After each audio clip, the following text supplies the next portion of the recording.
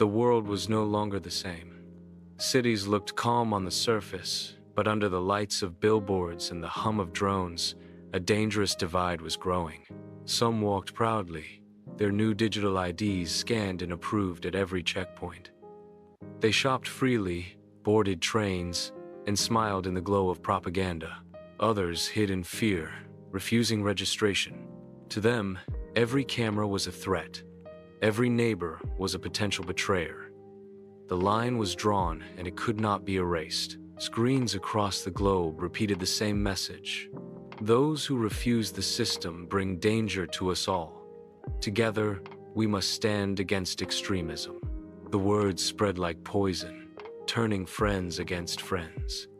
Those who registered saw themselves as loyal citizens. Those who refused were branded traitors. Mary walked the empty streets, clutching her Bible under her coat. Her old friend Daniel spotted her.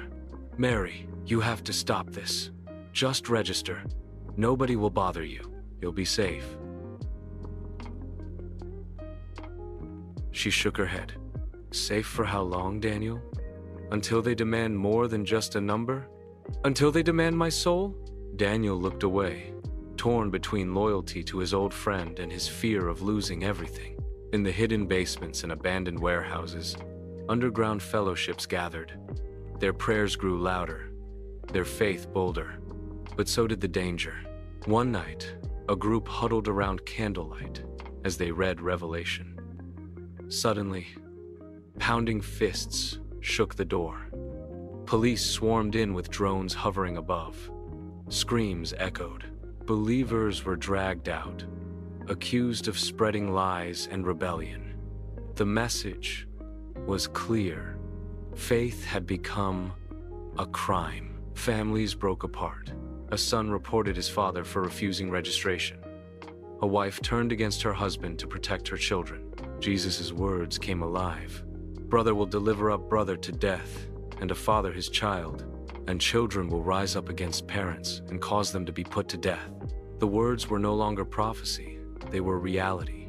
Mary returned home to find authorities waiting outside. Her heart pounded as drones scanned the street. She slipped through an alley, clutching her Bible tight.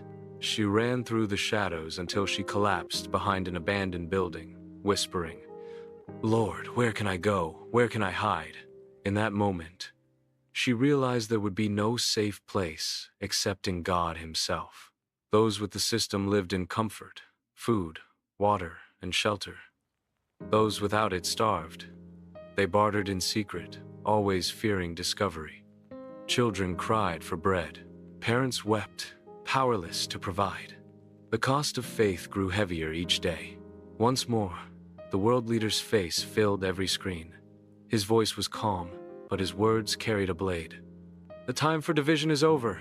Those who refuse to join us are enemies of peace. They will be hunted.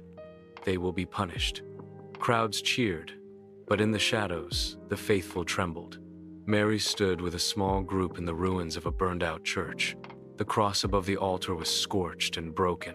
She whispered to the others, "We are not alone.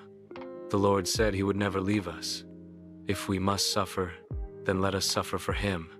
Her words were met with tears and nods. The group bowed their heads in prayer as the sound of drones filled the air outside. The screen fades to black. The system is no longer just about survival, it is about worship. Mark is coming, and the choice will cost everything.